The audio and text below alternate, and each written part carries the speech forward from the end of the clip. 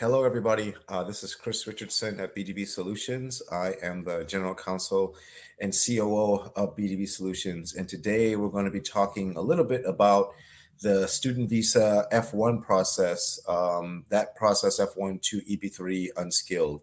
I'm going to talk a little bit about the steps, the processing, the timelines, and more of that process. So when you're a student, the big question is, what are your options? What options do you have as a student?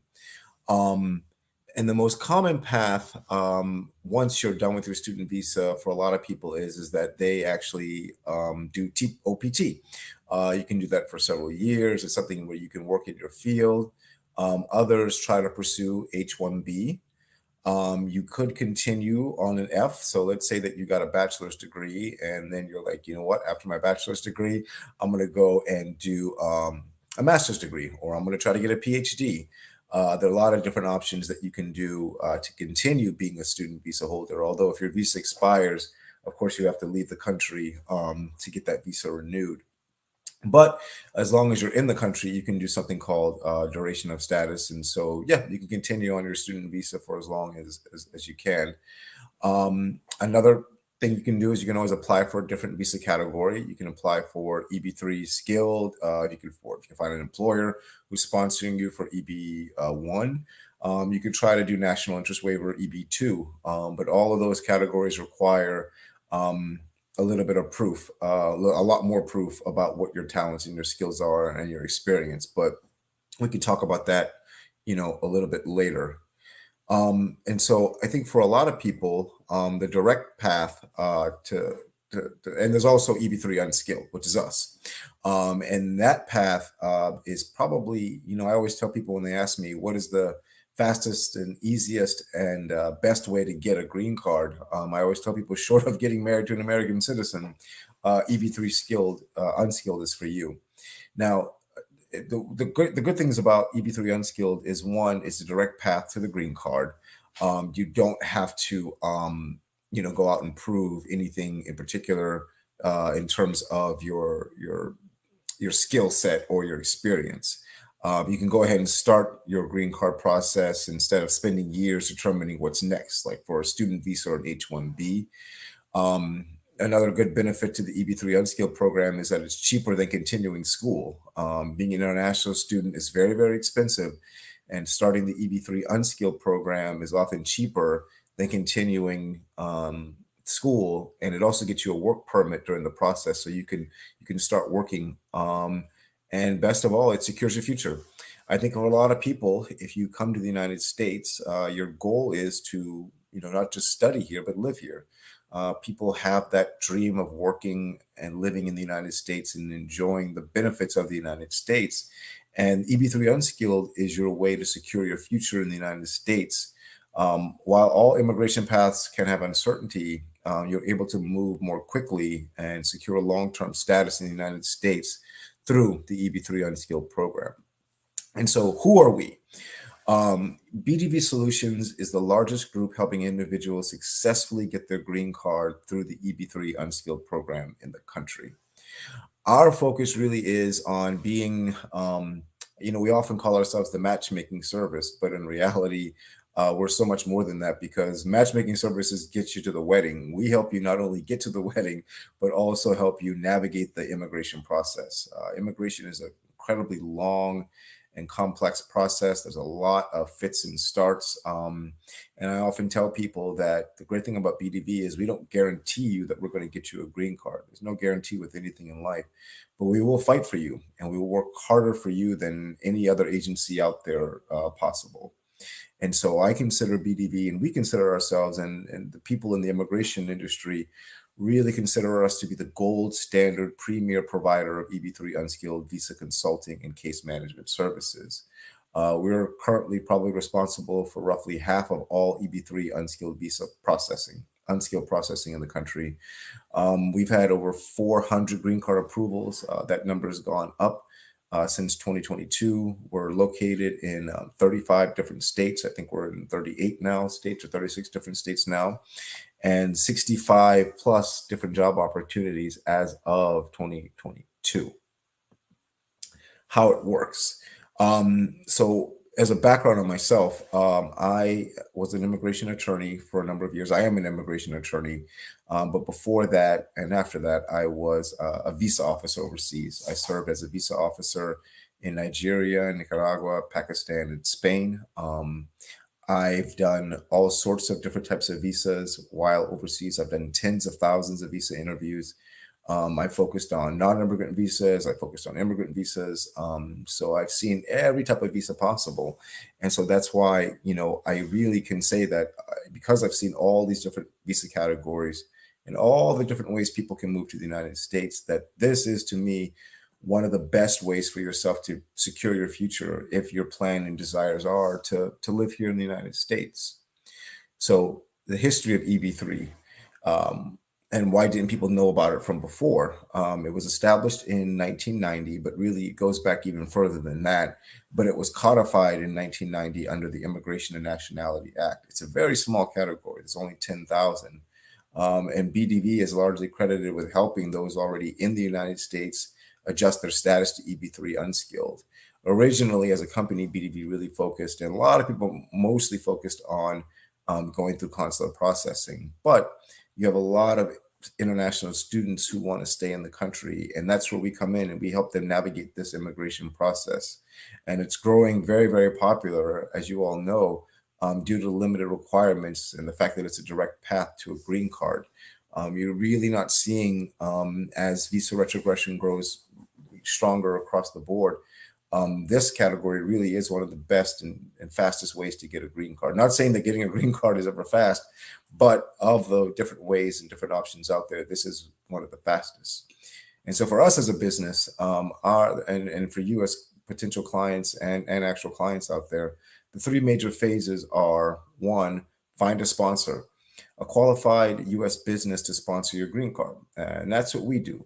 We work with companies all over the country. We focus on manufacturing companies, fast food restaurants, plants, all sorts of different businesses that are willing, and we help them kind of understand the immigration process and help them navigate the immigration process so that they can be qualified to sponsor you.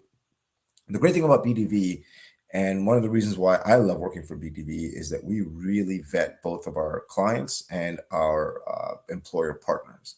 One of the big problems with the immigration system is that there's so many agencies and so many people who take advantage of clients and employers. Sometimes I've heard of employers just simply vanishing from foreign nationals and foreign nationals vanishing from employers. And so BDV really invests in how do we make sure that both sides, both the employers and the foreign nationals, are vetted and that this process is successful for both of them. A lot of people don't look at the numbers. They don't look at what is the ability to pay. Has this company ever had problems before? We really do that. And we really make sure these companies are prepared to sponsor you so that this green card process can be as fast as possible for you as possible. EB-3 goes through both the Department of Labor and the United States Citizenship and Immigration Services, known as USCIS. And so we say file and wait twice. So the employer will file with the Department of Labor, and then we work with a law firm or a lawyer to ensure that your case is filed with USCIS, with the Department of Homeland Security, and as a student here in the country. And then finally, you get to work.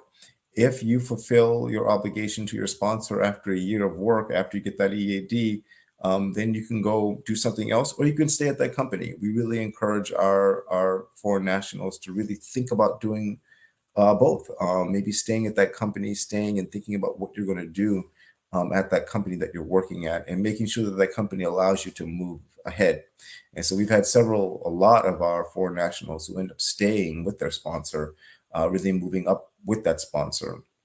And so when we talk to our sponsors, we really ask them, that's one of the first questions we ask them, is how are you going to make sure that this person that works for you can thrive? How can you make sure that this person who's going to be working for you is able to be successful in your company and want to stay for your company? And so we really, as a company, as BDV, aim to work with employers who want to see you be successful, because that's really, really important to us as a company. And so, one, we find a sponsor. qualified U.S. sponsor that's experiencing a labor shortage, seeking to fill their needs with immigrant workers. And those are the three big things that we work on. And BDB works to get you connected with that employer. And so we really make sure that we vet these employers, make sure they're qualified, make sure they're experiencing these labor shortages. Because at the end of the day, if they don't need the labor, then and if they can hire U.S. workers, that's great. For us, it's great. We don't want to go out and find employers who are going to cut corners. We don't want employers who are going to look for other ways to sponsor you. We want employers who are genuinely struggling to find labor, and we want to be able to show and demonstrate to the government that these are the highest caliber employers, and they also just happen to be struggling to find labor. And so we really do focus on vetting our employers. When we say file and wait twice, first, you as an employer will file an application for the labor certification with the Department of Labor on your behalf. And so the employer, one of the big myths about immigration is that, oh, anybody can come over here and get a green card. But those of us who are who've worked in immigration, or those of you who are students, you know that immigration is really complex, right? And so the employer works with that Department of Labor, but they have to go through a whole process of recruitment and advertising and trying to find U.S. workers. And guess what? If they find U.S. workers, um, that's the end of it, right? Like they have to actually hire those U.S. workers, and we encourage them to hire those U.S. workers because we only want employers who genuinely are struggling, so that when they go to the Department of Labor, there should be no question about what this employer is doing. Once that labor certification is issued, a team of attorneys will help you file your green card and your work authorization applications. After you get your EAD and after your I-140 is approved, during this period, you could drop your F-1 status to focus on your employer. A lot of people ask me, well, why should I quit my student visa status before I have my green card? Why should I have to use this EAD? And what I tell people is that the primary way that your visa can be revoked is if the USCIS does not actually think you're going to do the job. If USCIS thinks that you are just using this as an excuse to get a green card, and that once you get that green card, you're going to go do something else and not work with this employer, that's strong evidence that they can use against you in revoking your visa. Well, guess what? The best, strongest way to show that you're going to do the job is to do the job, right? Like if you want to go into USCIS, the best thing and the best way to show them that you really are committed to this job is once you get that EAD, you go and do the work. And so for us, we really encourage you, once you get your EAD, once you get that I-140 approved, you start working for your sponsor employer immediately. That way, when you go to your interview, you'll have strong evidence to USCIS that, yes, I was willing to do this job. And the process, you then attend your interview, your visa interview, and then you get your green card. And that's the life cycle, the general life cycle when applying for EB-3 unskilled. A big question we get is, am I eligible? Almost anyone is eligible for this, barring that you lived without authorization in the U.S., barring any kind of criminal ineligibilities, barring serious offenses or offenses in general that would garner more than 2 years in jail. You are eligible for this green card. You must maintain your F-1 status or another status throughout this processing, though. You can't start the process and then drop something before you get your EAD and I-140 approved. And the great thing about this is you can't be overqualified or underqualified for the job. What's being tested here isn't your experience, but what the job entails. And as long as that job requires less than 2 years experience, you can be a doctor, a lawyer, senator, or whatever. You could do this job and not be overqualified for as a foreign national, or underqualified for the job as well.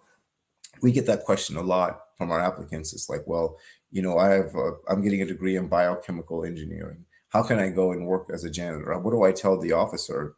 And what I remind people is that actually in the regs, in the regulations that govern the State Department, for example, it says that us as officers, we can't even question whether you're overqualified for a job. So for this job in EB-3 unskilled.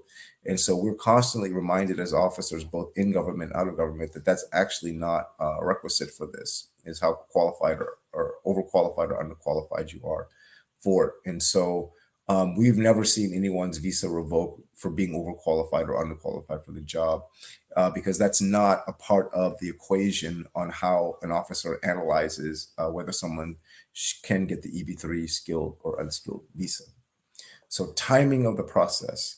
Processing times are constantly changing, but that's true for all green card processes, right? Like if you're EB-2, EB-1, even if you're a marriage visa, processing times constantly change. 1 minute it's 14 months, the next minute it's 7 months. Nobody goes at the same speed, and so we constantly hear from foreign nationals and employers who will say, "Well, hey, how come this person got their EAD or their green card within a year and a half, but that one there has been waiting 4 years or 3 years." And really, the reality is that our entire immigration system is such a mess, that there is no one time frame that any of us can give you. If any lawyer or consultant goes to you and says, "Hey, I can guarantee you're going to get your visa within 5 months or 6 months, or I can guarantee this or guarantee that," they aren't telling you the truth. There's no way to guarantee anybody's getting their green card or visa at any one particular time. I wish it were so, but this isn't an easy process.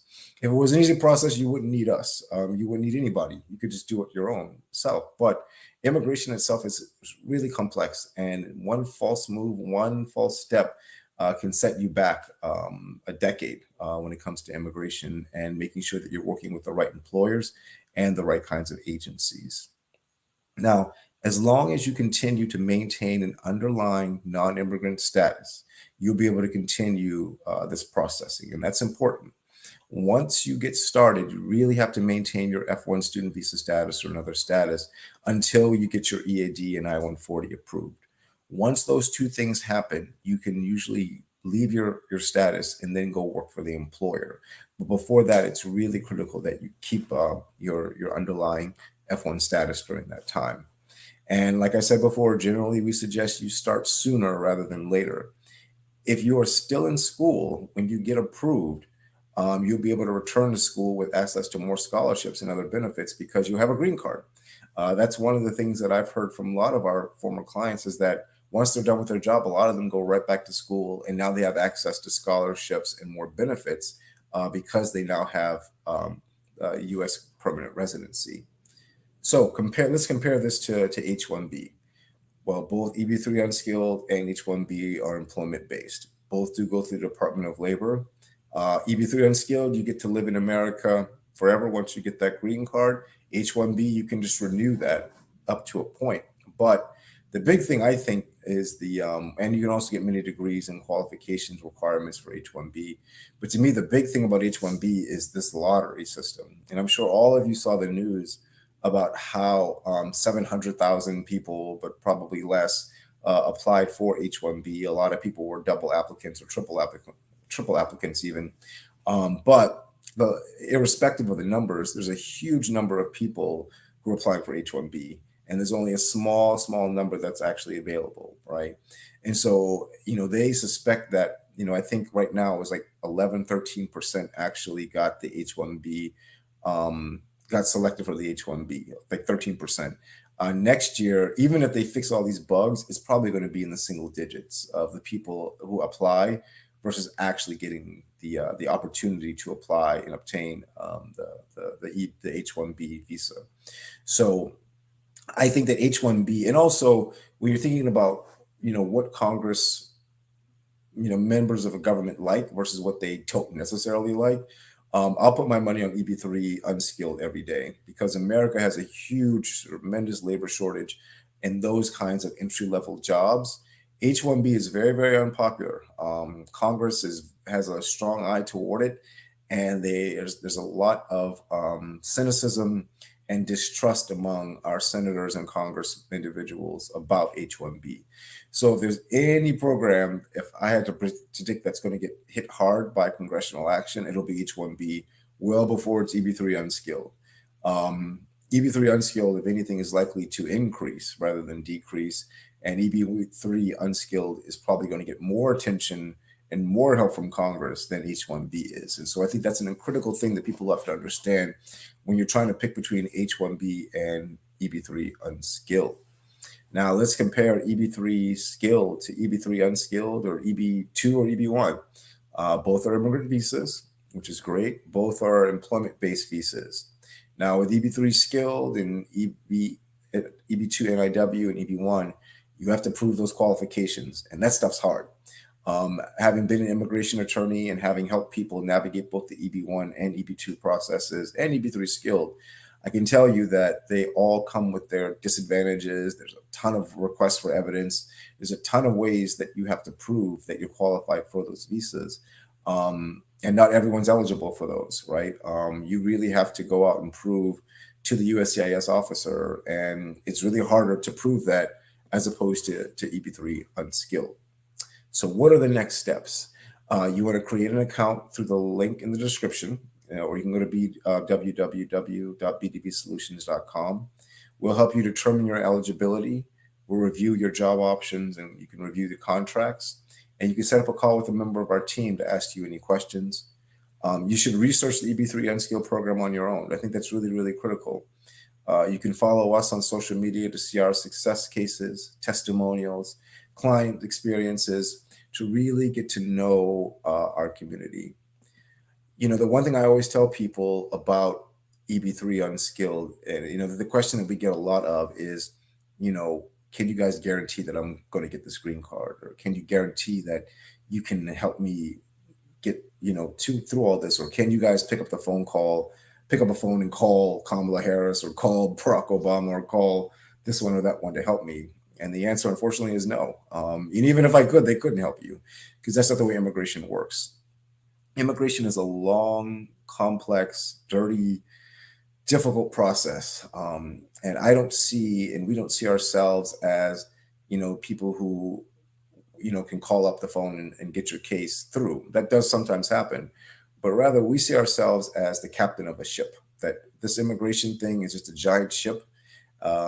And we're on the ship all together. And our job as the captains is to get you to port, get you to shore as safe as possible, to make sure that you get there, to help you navigate the seas, because there's going to be high rivers and high waters and lots of waves and lots of tidal stuff going on. But our job is to make sure that you, as the foreign national, really get to that shore, no matter how long it takes. And so that's the great thing about our company, is we really are loyal to our people. We really try to work hard, and we really dedicate ourselves to really helping people navigate the EB-3 unskilled process.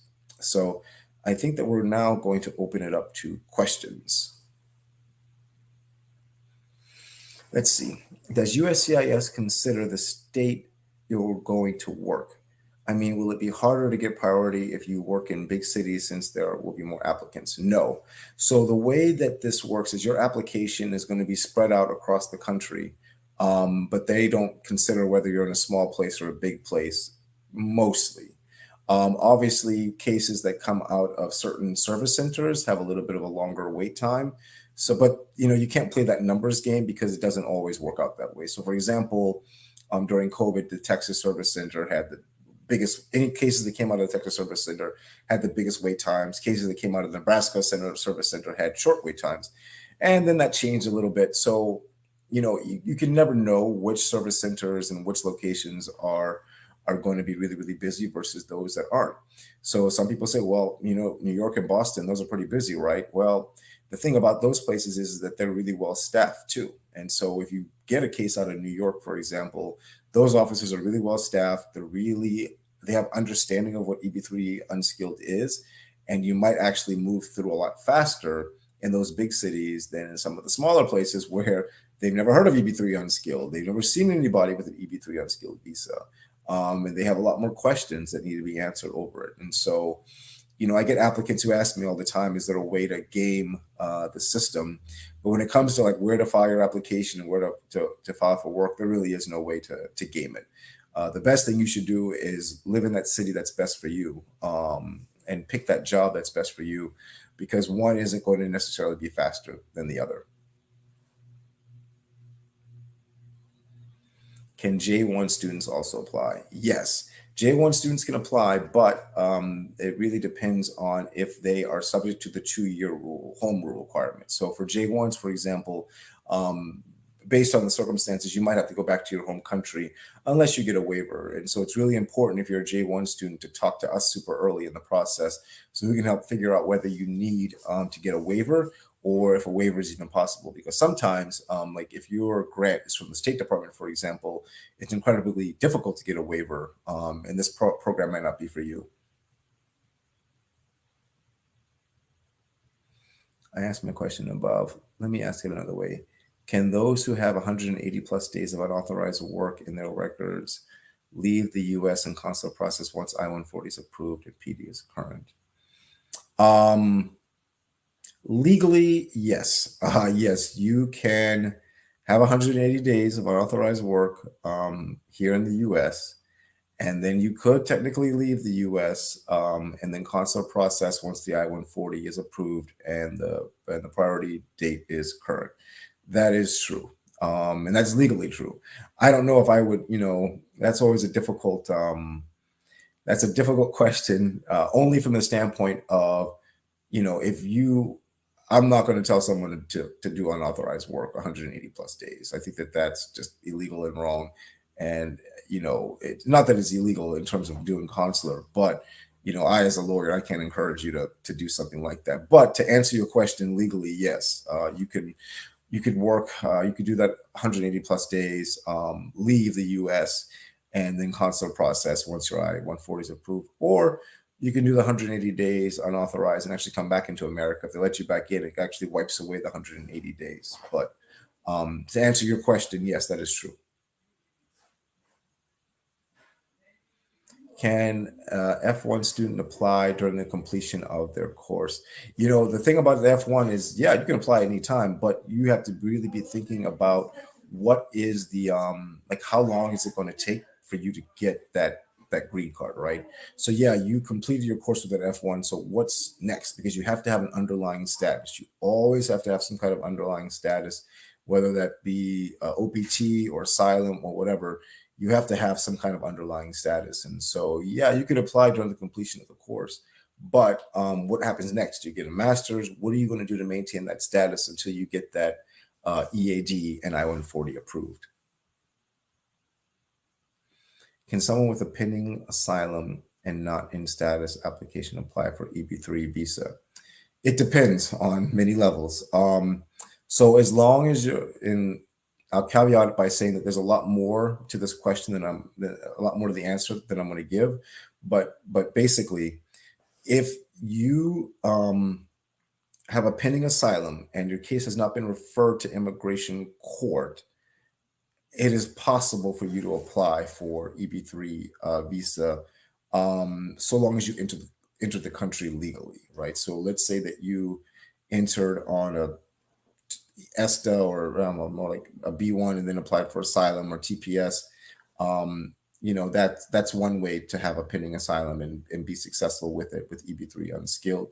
But it's important to note that not all USCIS officers accept that. Some USCIS officers don't believe that pending asylum is any kind of form of status and sometimes reject those cases. And so it's important to realize that yes, you could apply, but there's always like issues with that. So it's best to talk to an immigration attorney before taking that plunge. And want to apply for EB-3 visa. Can you assist me? Yes, we can. So if you want to apply for the EB-3 visa, unskilled visa, definitely go to our website, definitely go to our social media, check us out. Go to our BDB, www.bdbsolutions.com, get an online account, and we can do an estimate and get you determine if you're eligible and get you started immediately. So that's definitely possible. All right. Well, I think that is the last of our questions. Thank you all so much for taking the time to listen to me today, listen to be here on the BDB site. Again, think of us as the captains of this immigration ship. I know that immigration is tough, but I'll tell you that everyone I've talked to about this program wishes they'd signed up earlier. A lot of people wait and wait and wait. And the more you wait, the longer you'll be in that line. And so think about it that way, so that, the longer you wait for this, the longer it's going to be that you get started with this process. So if you have any doubts, definitely reach out to us. We're happy to help. but really just go ahead and get started with the process. This can be a life-changing experience for you in terms of achieving your American dreams. And so we want to be there to help you achieve those. Thanks so much for everyone. Bye-bye.